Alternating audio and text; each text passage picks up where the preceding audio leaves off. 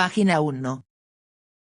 Discurso sobre el origen de la desigualdad entre los hombres, Jean-Jacques Rousseau, 1754.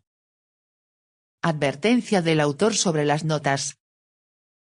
Siguiendo mi perezosa costumbre de trabajar a ratos perdidos, he añadido algunas notas a esta obra. Estas notas se apartan bastante del asunto algunas veces, por lo cual no son a propósito para ser leídas al mismo tiempo que el texto. Por esta razón las he relegado al final del discurso, en el cual he procurado seguir del mejor modo posible el camino más recto. Quienes tengan el valor de empezar por segunda vez la lectura pueden entretenerse en distraer su atención hacia las notas, intentando una ojeada sobre ellas. En cuanto a los demás, poco se perdería si no las leyesen. Dedicatoria. A la República de Ginebra. Magníficos, muy honorables y soberanos señores.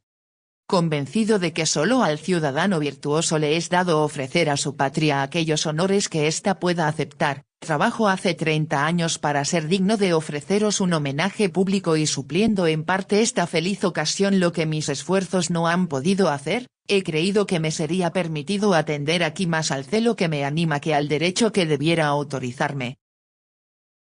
Habiendo tenido la dicha de nacer entre vosotros, ¿cómo podría meditar acerca de la igualdad que la naturaleza ha establecido entre los hombres y sobre la desigualdad creada por ellos, sin pensar al mismo tiempo en la profunda sabiduría con que una y otra, felizmente combinadas en ese estado, concurren, del modo más aproximado a la ley natural y más favorable para la sociedad, al mantenimiento del orden público y a la felicidad de los particulares? Buscando las mejores máximas que pueda dictar el buen sentido sobre la constitución de un gobierno, he quedado tan asombrado al verlas todas puestas en ejecución en el vuestro, que, aun cuando no hubiera nacido dentro de vuestros muros, hubiese creído no poder dispensarme de ofrecer este cuadro de la sociedad humana a aquel de entre todos los pueblos que paréceme poseer las mayores ventajas y haber prevenido mejor los abusos. Si hubiera tenido que escoger el lugar de mi nacimiento, habría elegido una sociedad de una grandeza limitada por la extensión de las facultades humanas, es decir, por la posibilidad de ser bien gobernada, y en la cual, bastándose cada cual a sí mismo, nadie hubiera sido obligado a confiar a los demás las funciones de que hubiese sido encargado un estado en que, conociéndose entre sí todos los particulares, ni las obscuras maniobras del vicio ni la modestia de la virtud hubieran podido escapar a las miradas y al juicio del público, y donde el dulce hábito de verse y de tratarse hiciera del amor a la patria, más bien que el amor a la tierra, el amor a los ciudadanos. Hubiera querido nacer en un país en el cual el soberano y el pueblo no tuviesen más que un solo y único interés, a fin de que los movimientos de la máquina se encaminaran siempre al bien común, y como esto no podría suceder sino en el caso de que el pueblo y el soberano fuesen una misma persona, dedúcese que yo habría querido nacer bajo un gobierno democrático sabiamente moderado. Hubiera querido vivir y morir libre, es decir, de tal manera sometido a las leyes, que ni yo ni nadie hubiese podido sacudir el honroso yugo, ese yugo suave y benéfico que las más altivas cabezas llevan tanto más dócilmente cuanto que están hechas para no soportar otro alguno. Hubiera, pues, querido que nadie en el Estado pudiese pretender hallarse por encima de la ley, y que nadie desde fuera pudiera imponer al Estado su reconocimiento porque, cualquiera que sea la constitución de un gobierno, si se encuentra un solo hombre que no esté sometido a la ley, todos los demás hállanse necesariamente a su merced, 1, y si hay un jefe nacional y otro extranjero, cualquiera que sea la división que hagan de su autoridad, es imposible que uno y otro sean obedecidos y que el Estado esté bien gobernado. Yo no hubiera querido vivir en una república de reciente institución, por buenas que fuesen sus leyes, temiendo que, no conviniendo a los ciudadanos el gobierno, tal vez constituido de modo distinto al necesario por el momento, o no conviniendo los ciudadanos al nuevo gobierno, el Estado quedase sujeto a quebranto y destrucción casi desde su nacimiento, pues sucede con la libertad como con los alimentos sólidos y suculentos o los vinos generosos, que son propios para nutrir y fortificar los temperamentos robustos a ellos habituados, pero que abruman, dañan y embriagan a los débiles y delicados que no están acostumbrados a ellos. Los pueblos, una vez habituados a los amos, no pueden ya pasarse sin ellos. Si intentan sacudir el yugo, se alejan tanto más de la libertad cuanto que, confundiendo con ella una licencia completamente opuesta, sus revoluciones los entregan casi siempre a seductores que no hacen sino recargar sus cadenas. Comentario. Un cambio de régimen o de gobierno, de liderazgo, siempre trae nuevos vicios, nuevas alianzas y corruptelas. Los vicios anteriores se perpetúan conservando algo del pasado, ya sea en formas o en personas. Los que llegan, lo hacen con hambre de obtener ventajas, beneficios y riquezas. Rousseau escribe. El mismo pueblo romano, modelo de todos los pueblos libres, no se halló en situación de gobernarse a sí mismo al sacudir la opresión de los tarquinos. 2. Envilecido por la esclavitud y los ignominiosos trabajos que éstos le habían impuesto, el pueblo romano no fue al principio sino un populacho estúpido, que fue necesario conducir y gobernar con muchísima prudencia a fin de que, acostumbrándose poco a poco a respirar el aire saludable de la libertad, aquellas almas enervadas, o mejor dicho embrutecidas bajo la tiranía, fuesen adquiriendo gradualmente aquella severidad de costumbres y aquella firmeza de carácter que hicieron del romano el más respetable de todos los pueblos. Nota de la Google. ¿Quién fue Tarquinio? Tarquinio el Soberbio fue el séptimo y último rey de Roma, quien reinó entre el 534 y el 509 a.C., hasta ser derrocado por una revuelta popular que estableció la República Romana. Su reinado fue una tiranía, caracterizado por la crueldad, el asesinato de su predecesor Servio Tulio y un gobierno arbitrario, lo que culminó con la violación de Lucrecia y el levantamiento que lo exilió a él y a su familia. Su reinado tiránico. Ascenso al trono. Subió al trono en el 534 a.C. tras asesinar a su suegro, el rey Servio Tulio. Gobernante arbitrario, gobernó sin consejo y con una guardia personal, imponiendo su voluntad y ejecutando a quienes sospechaba podrían oponerse a él.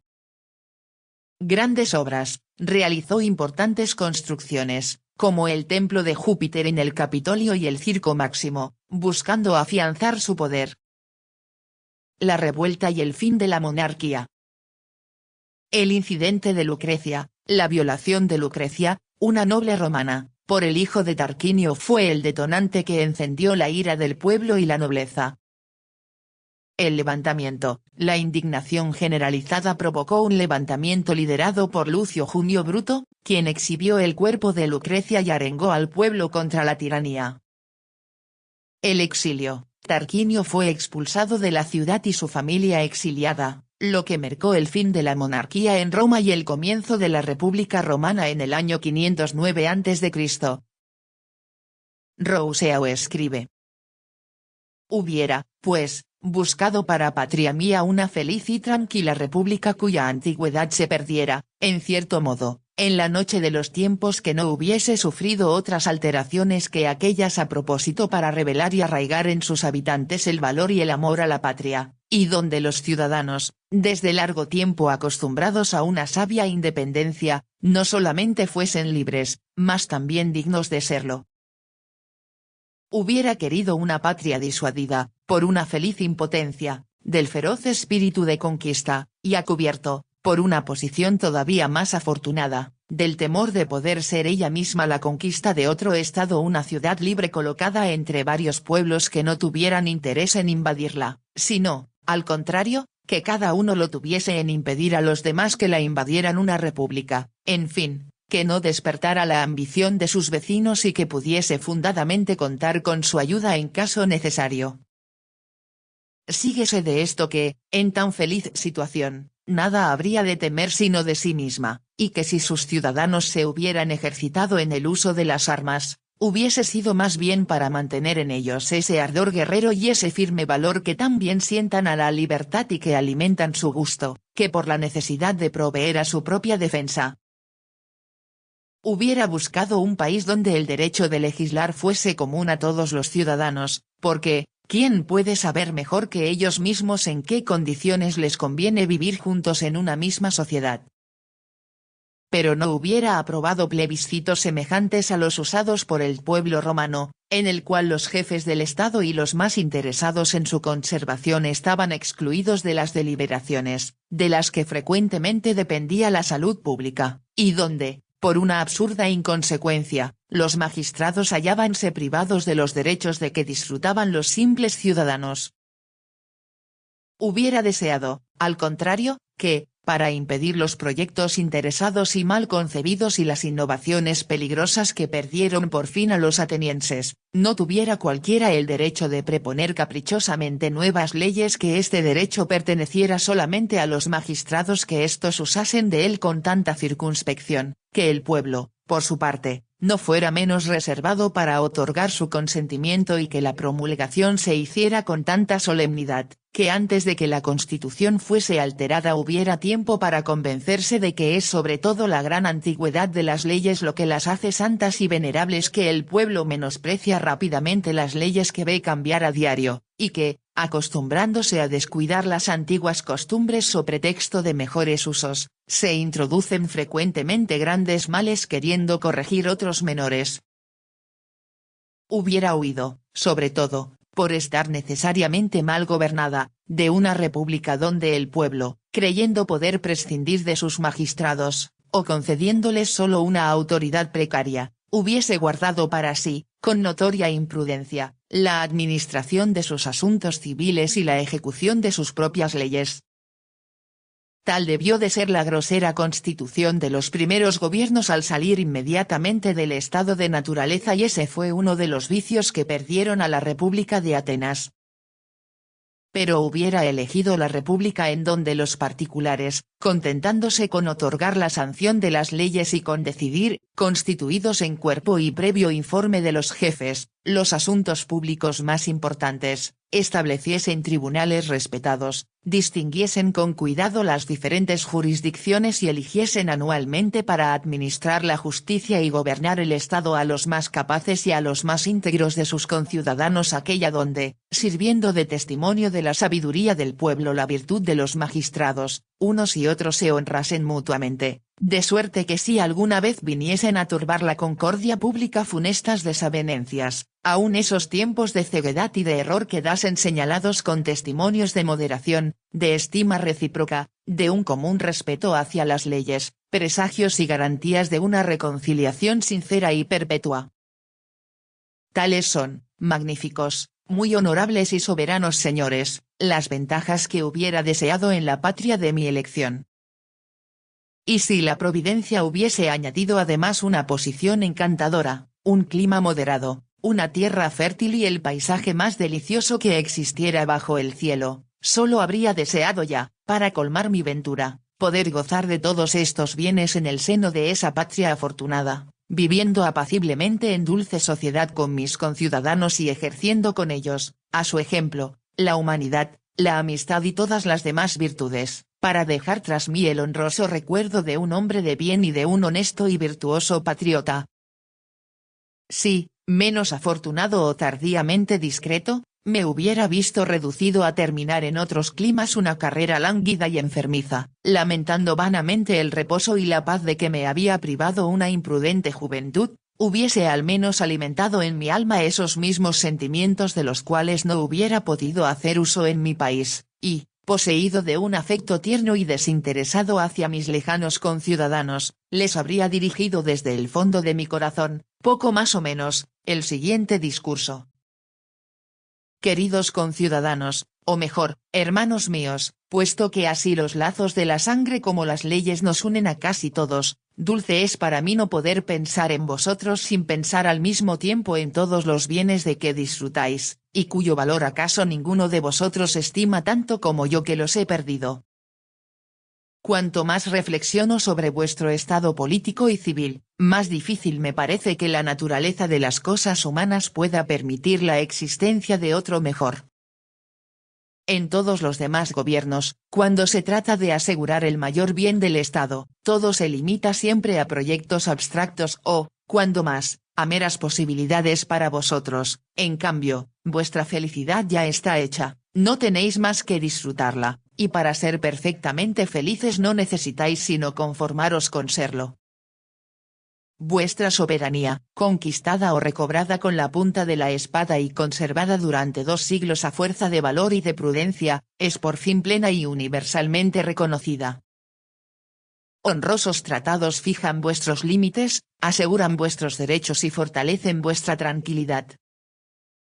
Vuestra constitución es excelente, dictada por la razón más sublime y garantizada por potencias amigas y respetables. Vuestro estado es tranquilo, no tenéis guerras ni conquistadores que temer, no tenéis otros amos que las sabias leyes que vosotros mismos habéis hecho, administradas por íntegros magistrados por vosotros elegidos. No sois ni demasiado ricos para enervaros en la molicie y perder en vanos deleites el gusto de la verdadera felicidad y de las sólidas virtudes, ni demasiado pobres para que tengáis necesidad de más socorros extraños de los que os procura vuestra industria y esa preciosa libertad, que no se mantiene en las grandes naciones sino a costa de exorbitantes impuestos, casi nada os cuesta conservarla. Que pueda durar siempre, para dicha de sus conciudadanos y ejemplo de los pueblos, una república tan sabia y afortunadamente constituida. He aquí el único voto que tenéis que hacer, el único cuidado que os queda. En adelante, a vosotros incumbe, no el hacer vuestra felicidad. Vuestros antepasados os han evitado ese trabajo, sino el conservarla duraderamente mediante un sabio uso. De vuestra unión perpetua, de vuestra obediencia a las leyes y de vuestro respeto a sus ministros, depende vuestra conservación. Si queda entre vosotros el menor germen de acritud o desconfianza, apresuraos a destruirlo como levadura funesta de donde resultarían tarde o temprano vuestras desgracias y la ruina del Estado. Os conjuro a todos vosotros a replegaros en el fondo de vuestro corazón y a consultar la voz secreta de vuestra conciencia. ¿Conoce alguno de vosotros en el mundo un cuerpo más íntegro, más esclarecido, más respetable que vuestra magistratura? ¿No os dan todos sus miembros ejemplo de moderación, de sencillez de costumbres, de respeto a las leyes y de la más sincera armonía? Otorgad, pues, sin reservas a tan discretos jefes esa saludable confianza que la razón debe a la virtud. Pensad que vosotros los habéis elegido, que justifican vuestra elección y que los honores debidos a aquellos que habéis investido de dignidad recaen necesariamente sobre vosotros mismos. Ninguno de vosotros es tan poco ilustrado que pueda ignorar que donde se extingue el vigor de las leyes y la autoridad de sus defensores, no puede haber ni seguridad ni libertad para nadie. Comentario. Los que legislan, venden su honor por unas monedas y perjudican a quienes representan. Los intereses de los que compran voluntades, son puestos en primer lugar. Cuando dentro de las filas del gobierno hay corrupción y asociación delictiva, fraude, amiguismo, nepotismo, acuerdos extraoficiales, venta de votos, ¿cómo se podría hablar de seguridad? Rousseau escribe. ¿De qué se trata, pues, entre vosotros sino de hacer de buen grado y con justa confianza lo que estaríais siempre obligados a hacer por verdadera conveniencia, por deber y por razón? Que una culpable y funesta indiferencia por el mantenimiento de la Constitución no os haga descuidar nunca en caso necesario las sabias advertencias de los más esclarecidos y de los más discretos, sino que la equidad, la moderación, la firmeza más respetuosa sigan regulando vuestros pasos y muestren en vosotros al mundo entero el ejemplo de un pueblo altivo y modesto, tan celoso de su gloria como de su libertad. Guardaos sobre todo, y este será mi último consejo, de escuchar perniciosas interpretaciones y discursos envenenados, cuyos móviles secretos son frecuentemente más peligrosos que las acciones mismas. Una casa entera despiértase y se sobresalta a los primeros ladridos de un buen y fiel guardián que solo ladra cuando se aproximan los ladrones, pero todos odian la impertinencia de esos ruidosos animales que turban sin cesar el reposo público y cuyas advertencias continuas y fuera de lugar no se dejan oír precisamente cuando son necesarias. Y vosotros, magníficos y honorabilísimos señores, vosotros, dignos y respetables magistrados de un pueblo libre, permitidme que os ofrezca en particular mis respetos y atenciones. Si existe en el mundo un rango que pueda enaltecer a quienes lo ocupen, es, sin duda, el que dan el talento y la virtud, aquel de que os habéis hecho dignos y al cual os han elevado vuestros conciudadanos. Comentario. Y cuando, por extraña decisión política, se conceden puestos a quien jamás fue elegido por el pueblo, viene la incongruencia, el desorden, la putrefacción del sistema político. En México, a los senadores y diputados que no llegaron a ocupar una curul mediante el voto ciudadano, se les llama plurinominales, lo cual es un insulto para los electores. Rousseau escribe: su propio mérito añade al vuestro un nuevo brillo, y, elegidos por hombres capaces de gobernar a otros para que los gobernéis a ellos mismos, os considero tan por encima de los demás magistrados, como un pueblo libre, y sobre todo el que vosotros tenéis el honor de dirigir, se halla, por sus luces y su razón, por encima del populacho de los otros estados. Séame permitido citar un ejemplo del que debieran quedar más firmes huellas y que siempre vivirá en mi corazón.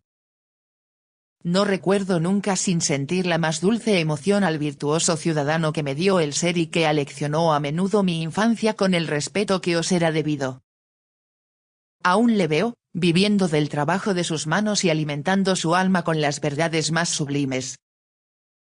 Delante de él, mezclados con las herramientas de su oficio, veo a Tácito, a Plutarco y a Grocio. Veo a su lado a un hijo amado recibiendo con poco fruto las tiernas enseñanzas del mejor de los padres. Pero si los extravíos de una loca juventud me hicieron olvidar un tiempo sus sabias lecciones, al fin tengo la dicha de experimentar que, por grande que sea la inclinación hacia el vicio, es difícil que una educación en la cual interviene el corazón se pierda para siempre. Tales son, magníficos y honorabilísimos señores, los ciudadanos y aun los simples habitantes nacidos en el estado que gobernáis, tales, son esos hombres instruidos y sensatos sobre los cuales, bajo el nombre de obreros y de pueblo, se tienen en las otras naciones ideas tan bajas y tan falsas. Mi padre, lo confieso con alegría, no ocupaba entre sus conciudadanos un lugar distinguido, era lo que todos son, y tal como era. No hay país en que no hubiese sido solicitado y cultivado su trato, y aun con fruto, por las personas más honorables. No me incumbe, y gracias al cielo no es necesario, hablaros de las atenciones que de vosotros pueden esperar hombres de semejante excelencia, vuestros iguales así por la educación como por los derechos de su nacimiento y de la naturaleza, vuestros inferiores por su voluntad, por la preferencia que deben a vuestros merecimientos, y que ellos han reconocido, por la cual, a vuestra vez, les debéis una especie de reconocimiento. Veo con viva satisfacción con cuánta moderación y condescendencia usáis con ellos de la gravedad propia de los ministros de las leyes, cómo les devolvéis en estima y consideración la obediencia y el respeto que ellos os deben, conducta llena de justicia y sabiduría. A propósito, para alejar cada vez más el recuerdo de dolorosos acontecimientos que es preciso olvidar para no volverlos a ver nunca, conducta tanto más discreta cuanto que ese pueblo justo y generoso se complace en su deber y ama naturalmente honraros, y que los más fogosos en sostener sus derechos son los más inclinados a respetar los vuestros. No debe sorprender que los jefes de una sociedad civil amen la gloria y la felicidad más, ya es bastante para la tranquilidad de los hombres que aquellos que se consideran como magistrados o, más bien, como señores de una patria más santa y sublime, den pruebas de algún amor a la patria terrenal que los alimenta. Qué dulce es para mí señalar en nuestro favor una excepción tan rara y colocar en el rango de nuestros ciudadanos más excelentes a esos celosos depositarios de los dogmas sagrados autorizados por las leyes, a esos venerables pastores de almas, cuya viva y suave elocuencia hace penetrar tanto mejor en los corazones las máximas del Evangelio, cuanto que ellos mismos empiezan por ponerlas en práctica. Todo el mundo sabe con cuánto éxito se cultiva en Ginebra, Suiza, el gran arte de la elocuencia sagrada.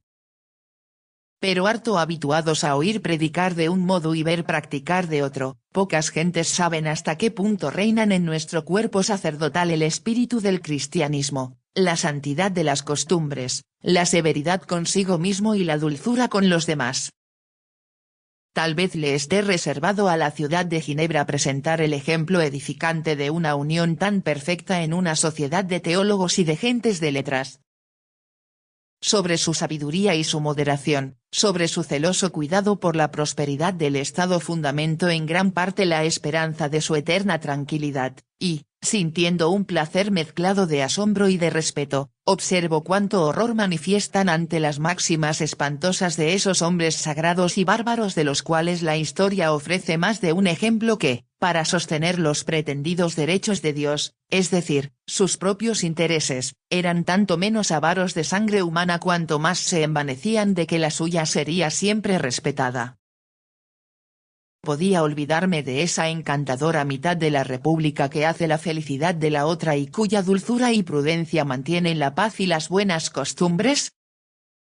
Amables y virtuosas ciudadanas, el sino de vuestro sexo será siempre gobernar el nuestro.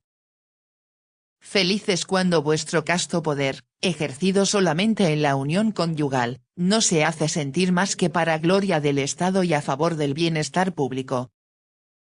Así es como gobernaban las mujeres de Esparta, y así merecéis vosotras gobernar en Ginebra. ¿Qué hombre bárbaro podría resistir a la voz del honor y de la razón en boca de una tierna esposa?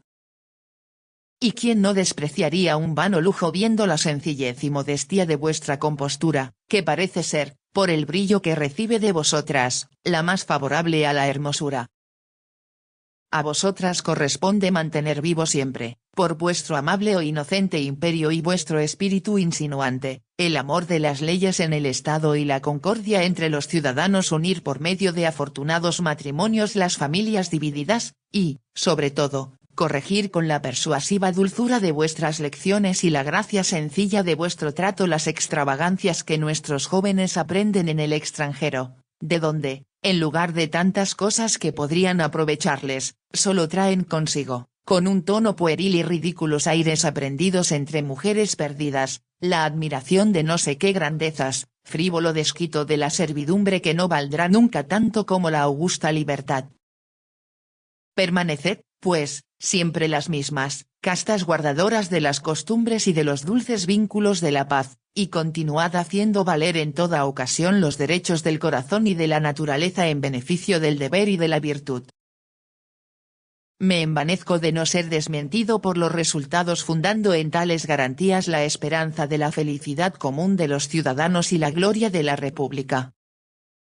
Confieso que, con todas esas ventajas, no brillará con ese resplandor con que se alucinan la mayor parte de los ojos, y cuya predilección pueril y funesta es el mayor y mortal enemigo de la felicidad y de la libertad. Que la juventud disoluta vaya a buscar en otras partes los placeres fáciles y los largos arrepentimientos, que las pretendidas personas de buen gusto admiren en otros lugares la grandeza de los palacios, la ostentación de los trenes, los soberbios ajuares, la pompa de los espectáculos y todos los refinamientos de la molicie y el lujo. En Ginebra solo se hallarán hombres, sin embargo, este espectáculo también tiene su precio, y aquellos que lo busquen bien podrán parangonarse con los admiradores de esas otras cosas. Dignaos, magníficos, muy honorables y soberanos señores, recibir todos con igual bondad el respetuoso testimonio del cuidado que me tomo por vuestra común prosperidad. Si fuese tan desgraciado que apareciera culpable de algún arrebato indiscreto en esta viva efusión de mi corazón, yo os suplico que lo disculpéis en gracia al tierno afecto de un verdadero patriota y al celo ardoroso y legítimo de un hombre que no aspira a mayor felicidad para sí que la de veros a todos dichosos. Soy con el más profundo respeto, magníficos, muy honorables y soberanos señores, vuestro muy humilde y muy obediente servidor y conciudadano, J. Rousseau. Chambery, 12 de junio de 1754. Página 15.